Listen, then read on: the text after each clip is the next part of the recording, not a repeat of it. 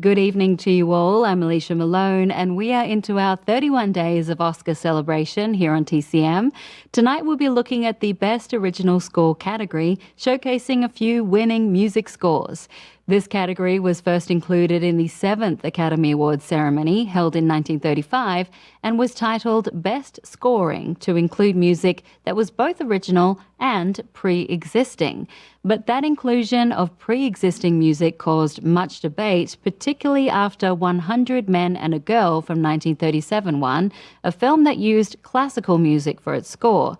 So the category of Best Original Score was established in 1939. It was split into two categories a few years later to differentiate between dramas and musicals, but best not to get into the weeds with all of that. Instead, let's watch the winner of the Best Original Score for the year of 1948. It's The Red Shoes, directed by Michael Powell and Emmerich Pressburger, with music by Brian Easdale. And this is a film where, as you'll hear, the music is all that matters, nothing but the music.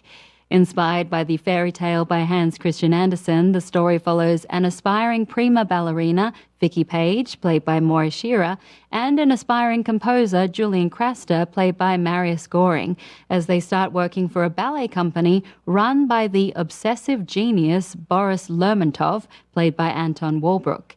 There are several long ballet sequences performed by the ballet dancer and first-time actress Maura Shearer, set to music composed by Brian Easdale. He had started composing for films in the 1930s, first working for the GPO film unit set up by the Public Relations Department of the British Post Office to produce films as an experimental and successful PR exercise. Easdale started collaborating with Emmerich Pressburger and Michael Powell on Black Narcissus, composing a haunting musical score, and then came the classical and dramatic score for The Red Shoes. More on that soon, but let's take a listen from 1948. This is The Red Shoes. Brian Easdale won the Academy Award for Best Original Score for his impressive work on The Red Shoes, but even though Easdale had previously worked with directors Emmerich Pressburger and Michael Powell on Black Narcissus, he wasn't the first choice for this project. Powell and Pressburger had hired Alan Gray to compose the score, and although he was an experienced composer, when Gray played his score for Powell and Pressburger on the piano, they thought it was awful. So they went to Brian Easdale and told him they were in a hurry to create a score with just 3 months before they needed to start filming. Easdale asked for a week to think about it, and at the end of that week invited the directors to hear some ideas. As Michael Powell wrote in his memoir, it was very like one of the scenes in The Red Shoes, because Easdale played the score at the piano, suggesting some changes along the way, while they all nodded vigorously.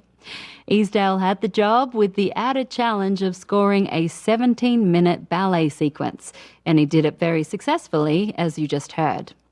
It's time for a quick break, but when I return, we'll watch a 1945 Alfred Hitchcock thriller that won Miklos Rozsa an Academy Award for Best Score, a score that featured one of the first uses of an electronic theremin.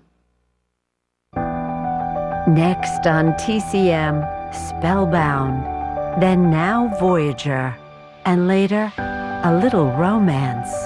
There's a lot to love about TCM tonight.